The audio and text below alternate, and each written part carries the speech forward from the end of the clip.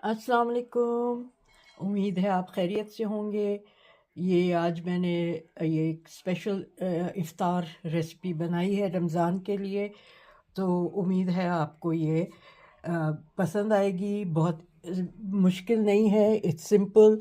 ये मैंने स्टिक लगाई है, चिकन स्टिक्स हैं, और आपको मैं दिखाऊं कितनी ये क्रिस्पी हैं कि इतनी देर रखने के बाद भी इसकी आपको आवाज़ आ रही होगी। ठीक है, ये काफ़ी हद तक ठंडा हो गया है जो मैंने उठा लिया। मैं आपको दिखाऊं कि ये अंदर से कितना अच्छा गला हुआ है। एक एक बोटी बहुत अच्छी गल गई है। ये देखें, इतनी अच्छी गल गई है ये बोटी कि मैं आप सोच नहीं सकते। और क्योंकि मैंने ओवरनाइट इसको मैरिनेट किया था, अंदर तक इसका मसाला रच बस गया है। तो उम्मीद है आपको मेरी आज की ये रेसिपी पसंद आएगी और आप लोग इसको देखेंगे। अब मैं आपको किचन में चलती हूँ और वहाँ मैं आपको इसकी सारी वो दिखाऊंगी कि मैंने इसको किस तरह से बनाया। स्टेप बाय स्टेप इसकी सारी वो दिखाऊंगी, इंग्रेडिएंट्स वगैरह सब कुछ। चलें किचन में चलते हैं, फिर मिलते हैं। तो आप देख रहे हैं यहाँ कुछ इंग्रेडिएंट्स रखे हुए हैं, कुछ मसाले हैं। ये चिकन थाई हैं जिसके मैंने ये छोटे छोटे पीसेस कर लिए हैं। आप चाहें तो ब्रेस्ट भी ले सकते हैं, लेकिन ये जो है ना बहुत जूसी होता है, ड्राई नहीं होता। चिकन ब्रेस्ट जो होता है वो काफ़ी ड्राई होता है। तो ये है 1 किलो। ठीक है, ये 1 किलो मैंने लिया है और इसके छोटे छोटे बाइट साइज पीसेस कर लिए हैं। ये है, और अब मैं इसमें ये सब चीज़ें मिलाती जाऊंगी और आपको बताती जाऊंगी कि मैं क्या क्या डाल रही हूँ ताकि रिपीट ना हो। ठीक है ना। तो ये फिर मैं ओवरनाइट इसको फ्रिज में रख दूंगी कि अच्छी तरह इसमें एक एक चीज़ का वो चला जाए, फ्लेवर आ जाए, एक एक बोटी में अच्छा फ्लेवर आ जाए। ठीक है, तो अब मैं ये सारे मसाले आपको डाल के दिखाती हूँ। सबसे पहले मैं ये अदरक लहसुन का पेस्ट डाल रही हूँ। ये 2 चमचे अदरक, 2 चमचे टेबल स्पून लहसुन। ओके, ये है। अब ये 2 टेबल स्पून कुटा हुआ धनिया है। ये मैंने ड्राई रोस्ट करके फिर इसको इसमें डाल रही हूँ। और साथ ही इसमें ये 1 टेबल स्पून चिली फ्लेक्स। चटपटे होने रमज़ान की इफ्तार के लिए है। तो फिर ये मैं डाल रही हूँ 2 हरी मिर्चें मैंने चॉप कर ली थी, ये वो डाल रही हूँ इसमें। ठीक है, चॉपर में मैंने डाल के चॉप कर ली थी, ये डाल रही हूँ। ये भुना हुआ पिसा हुआ ज़ीरा है। ठीक है, ये 1.5 टेबल स्पून है। ओके, अब इसमें मैं डाल रही हूँ 1 टीस्पून गरम मसाला, आधा टीस्पून 1 टीस्पून डाल रही हूँ मैं कश्मीरी मिर्च, 1 टीस्पून हल्दी और 1.5 टीस्पून नमक डाल रही हूँ। नमक हम बाद में भी देख लूँगी मैं इसको तलते वक्त। जैसा आपने देखा कि ये किस तरह से तला हुआ है, तो तलते वक्त मैं इसमें तलने से पहले मैं चेक कर लूँगी। ठीक है, ये समझे 1-1.5 पिंच के करीब सिट्रिक एसिड है, टार्टरी। ठीक है,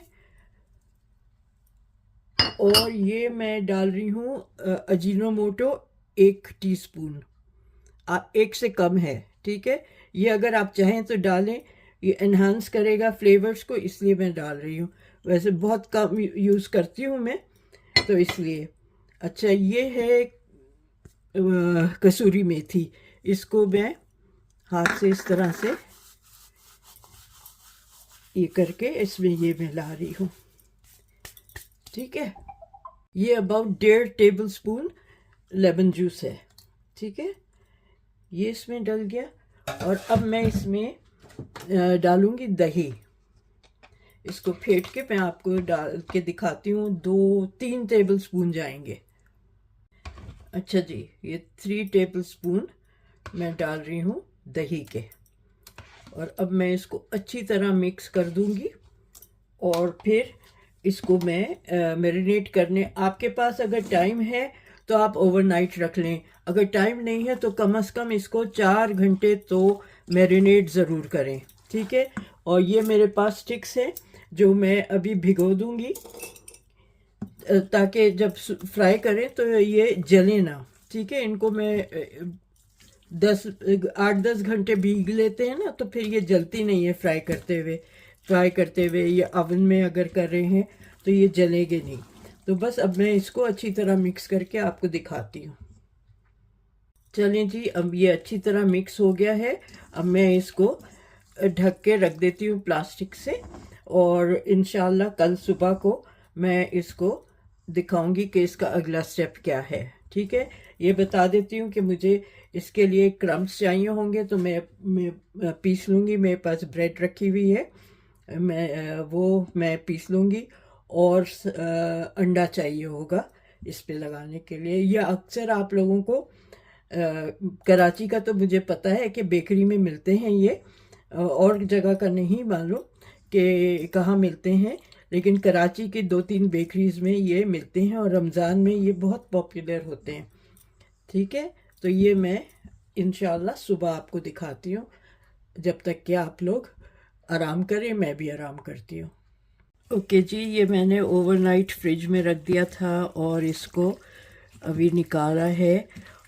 आपने देख लिया सब कुछ, जो जो मसाले इसमें लगाए थे। अब मैंने स्टिक्स भी आपको दिखा दी थी कि मैंने इनको पानी में भिगो दिया है ताकि ये फ्राई करते वक्त जले नहीं।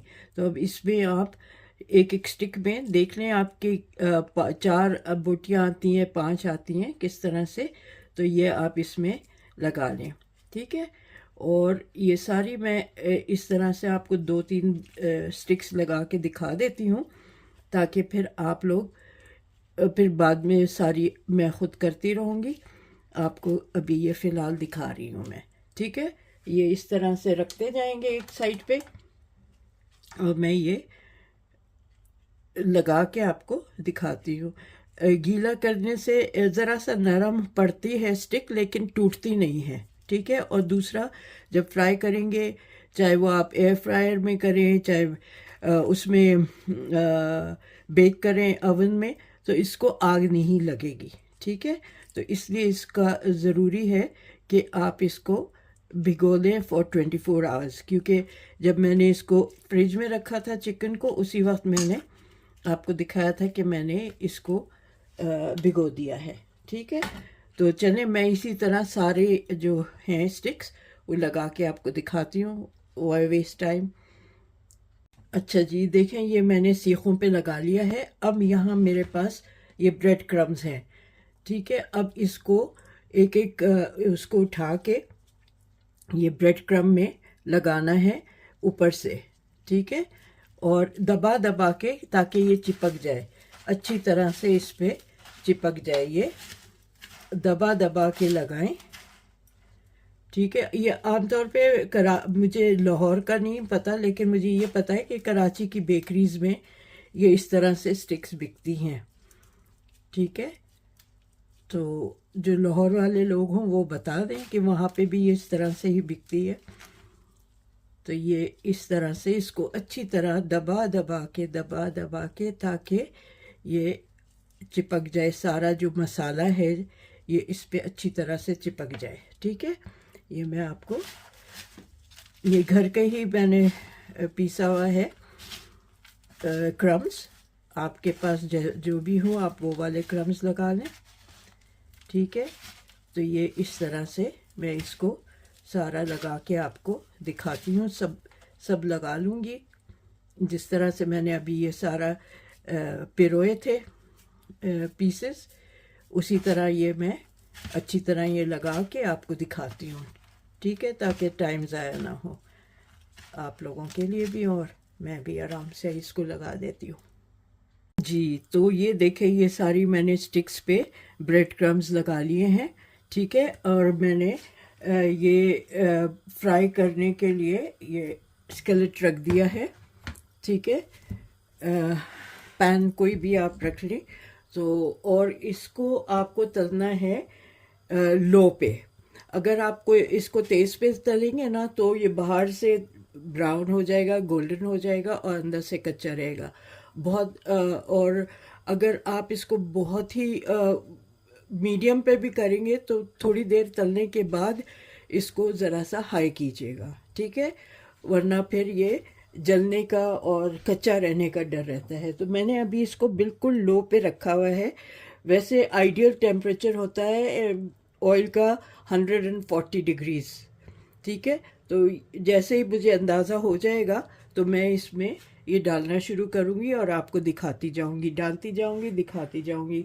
और आप देखिएगा कि मैं किस तरह से इसको डाल रही हूँ। मेरे ख्याल में ऑयल कम है, मैं इसमें ऑयल और डाल देती हूँ। ये देखिए मैंने थोड़े से ब्रेड क्रम्ब डाल के चेक किया है, बस ये हीट होनी चाहिए। और अब मैं ये इस तरह से अंडे में इसको डिप करके और मैं इसको फ्राई करूँगी, ठीक है। ये ऐसे डालते जाएंगे, ओके। बहुत तेज़ ये इतनी आंच सही है इसके लिए। हल्के हल्के बबल उठ रहे हैं और ये गर्म हो जाएगा। तो इस तरह से मैं ये डाल के सारे इसको क्रम्स अंडा लगा के तो फिर मैं इसमें इसको फ्राई करूँगी। अभी स्लो उस पे कर रही हूँ, फिर बाद में इसको तेज़ कर दूँगी, ठीक है। तो ये देखें, ये इस तरह से अच्छी तरह से इसको इसमें रखते जाएंगे। तो ये मुझे ये बड़ा वाला वो लेना चाहिए था अंडा लगाने के लिए ताकि पूरा आ जाता, लेकिन वो खैर आप लोग इस चीज़ का ख्याल कीजिएगा। मैंने छोटा डब्बा ले लिया, ज़रा सा बड़ा डब्बा होता तो पूरा ये सीख जो है जो स्टिक है उसमें पूरी आ जाती, तो मुझे और प्रॉब्लम नहीं होती अंडा लगाने में, ठीक है। ये छोटी छोटी टिप्स होती हैं, इन चीज़ का ख्याल करें। अब मेरे साथ ये मैं पहले बनाया है लेकिन बस मेरे दिमाग से निकल गया था कि इसकी बड़े उसमें करूं, क्योंकि फिर वो अंडा ज़ाया होता है तो इसके लिए। लेकिन खैर कोई बात नहीं है, ये देखें,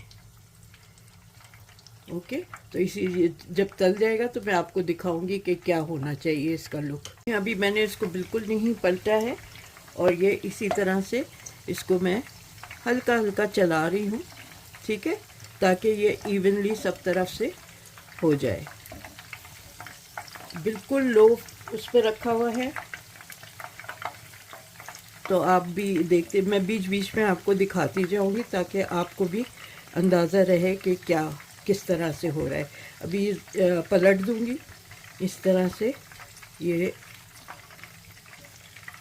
ऐसे तो ख्याल से मैं ख्याल में कांटा पकड़ूँ और कांटे के साथ इसको करूँ, क्योंकि डंडी स्लिप हो रही है।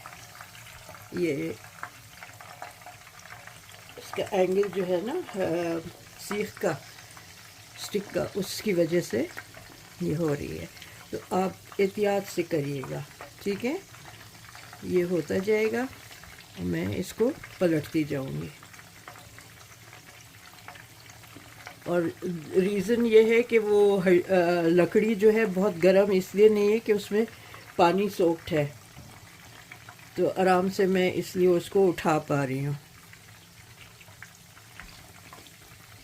ये देखें, इसको पलट के फिर मैं आपको और दिखाती हूँ। ये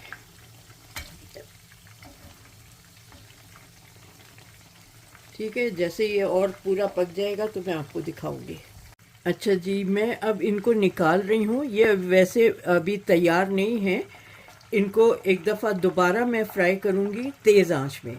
तो उसमें यह है कि जो अगर इसमें कोई तेल अंदर रह जाता है ना तो वो निकल आता है, वो फिर इसमें रहता नहीं है, ठीक है। तो ये एक सेकंड फ्राई और करूँगी मैं इसको, एक उसके बाद निकाल रही हूँ और दोबारा इसको तेज़ आंच पे फ्राई करूँगी ताकि इसका कलर अच्छा आ जाए, ठीक है।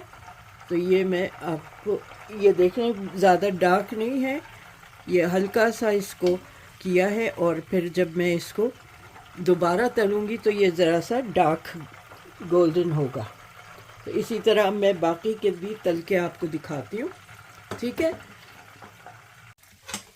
ये देखें, बस ये अभी 2 मिनट और इसको छोड़ती हूँ, फिर इसको निकाल के दूसरा बैच डाल दूँगी।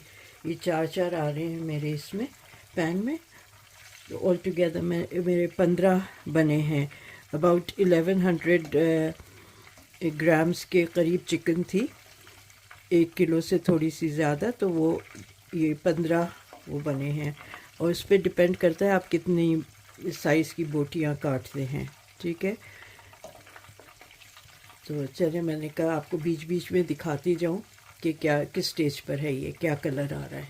अच्छा, एक और चीज़ कि हर दफ़ा जब आप ये निकालें ना, तो इस पे ऊपर ये कुछ क्रम्स और ये अंडे का वो लग जाता है। तेल का कलर ख़राब ना हो, तो ये हर दफ़ा आप एहतियात से ये निकाल लिया करें, ठीक है। उससे ये है कि तेल ख़राब नहीं होगा, कलर उसका ख़राब नहीं होगा। अच्छा, मैं एक दफ़ा और आपको दिखा दूं कि मैं अंडा किस तरह से लगा रही हूँ, ठीक है। इसको भी दबा दबा के लगाएं, जैसे क्रम्स को लगाया है, ताकि अच्छी तरह इसका ये चिपका रहे, ठीक है। तो ये मैंने कहा आपको एक दफ़ा और ये दिखा दूं। तो ये इस तरह से इसमें चला गया, ओके। अच्छा जी, देखें, सारे मैंने एक फ्राई कर दिया है। अब मैं इसको सेकंड फ्राई कर रही हूँ। ऑयल को तेज़ कर लिया। इसका रीज़न ये है कि जो मैंने पहले फ्राई किए हुए हैं उसमें अगर कहीं ऑयल अंदर एब्ज़ॉर्ब हो गया है, तो जब तेज़ फ्राई करते हैं तो जो एब्ज़ॉर्ब हुआ हुआ तेल है वो निकल आता है। तेल मैंने पूरा साफ़ करके और वापस इसको अब तेज़ आंच पे कर रहे हैं। आप देखें, ये आंच अब काफ़ी तेज़ है, पहले बिल्कुल मैंने लो पे रखी हुई थी। अब इसको तेज़ आंच पे करना है और इसको बस घुमा घुमा के इसको सेकना है, ठीक है। तो मैं 3 डाल रही हूँ, ज़्यादा नहीं डाल रही। 3 डाल के निकालती जाऊँगी, आपको दिखा दूँगी कौन सा कलर चाहिए, ठीक है। ये देखें, इससे ये है कि जो एक्सेस ऑयल इसमें अंदर चला गया होगा वो निकल जाएगा तेज़ उसमें करने से। इसीलिए जब भी हम समोसे वगैरह तलते हैं, शुरू में हल्का रखते हैं और फिर बाद में तेज़ आंच करते हैं। ये देखें, अब इसका कलर भी सही आ जाएगा। और मैं फिर इसको जब ये तैयार हो जाएगा तो मैं आपको काट के दिखाऊंगी, वो दिखाऊंगी कि कितना अच्छा गला हुआ है, ठीक है। चलो, ये मैं पूरा करके आपको दिखाती हूँ। अच्छा जी, देखें कितना क्रिस्पी, कितना अच्छा ये निकला है, ठीक है। तो और भी मैं आपको दिखाती हूँ कि ये कितने क्रिस्पी हैं। आपको आवाज़ आ रही होगी, ठीक है। ये बहुत अच्छी तरह से हो गए हैं। अब मैं इसको सर्विंग डिश में रख के आपको दिखाती हूँ। ओके जी, आपने देख लिया सारा कैसे बना, किस तरह से बना। स्टेप बाय स्टेप मैंने आपको हर चीज़ क्लियरली दिखाई है। किस तरह से फ्राई करना है, पहले लो फ्लेम पे, बिल्कुल लो पे करना है, फिर तेज़ आंच पे किस तरह से करना है। और उसी की वजह है कि ये बिल्कुल भी ऑयली नहीं है। जब आप इसको आप देखें, ये बिल्कुल ड्राई है, कोई ऑयली नहीं है ये। तो इसलिए पहले स्लो पे करते हैं ताकि अच्छी तरह अंदर तक कुक हो जाए, और फिर बाद में उसको वापस डाल के तेज़ आंच पे करते हैं ताकि जो एब्ज़ॉर्ब किया हुआ भी तेल होगा पहले का वो भी निकल जाएगा। तो आप इसको सर्व करें। ये एक मैंने योगर्ट में प्याज और वो डाल के कर रही हूँ, और एक ये मैं ग्रीन चटनी के साथ योगर्ट में किया है। आपके पास जो भी चटनी हो, जो भी आप चाहते हो, केचप चाहिए, सिराचा सॉस, हर एक जिसके साथ आप खाना चाहें खाएं। तो मैंने जैसे आपको दिखाया, ये बहुत इजी है, टाइम लगता है, अच्छी चीज़ में टाइम लगेगा। तो उम्मीद है आपको मेरी ये रेसिपी पसंद आएगी, और आप मुझे फ़ीडबैक ज़रूर दीजिएगा कि आपको ये कैसी लगी है। उम्मीद है कि अच्छी ही लगेगी। और हमेशा की तरह आपसे रिक्वेस्ट है कि प्लीज़ मेरे चैनल को सब्सक्राइब करें, शेयर करें और लाइक करें, और मुझे ज़रूर फ़ीडबैक दें और शेयर ज़रूर करें। और रमज़ान में आप बनाएं और मुझे इसका वो बताएं कि आपको कैसा लगा, आपने बनाया तो कैसा लगा। अच्छा हाँ, इसको आप फ्रीज़ भी करके रख सकते हैं, जहाँ मैंने दिखाया है ना आपको कि वो लगा दिए इस पे ब्रेड क्रम्स लगा के बाद आप इसको फ्रीज़ कर सकते हैं। और जब आपको यूज़ करना हो तो फिर ऊपर से अंडा लगा के आप फ्राई कर लें। ठीक है, तो ये आप फ्रीज़ करके पहले से रख सकते हैं। तो उसमें यह है कि लास्ट मिनट आपको सिर्फ फ्राई करना होगा। ठीक है, चलिए मिलते हैं फिर जल्दी एक और रेसिपी के साथ। जब तक आप अपना ख्याल रखें। Take care. अल्लाह हाफिज़।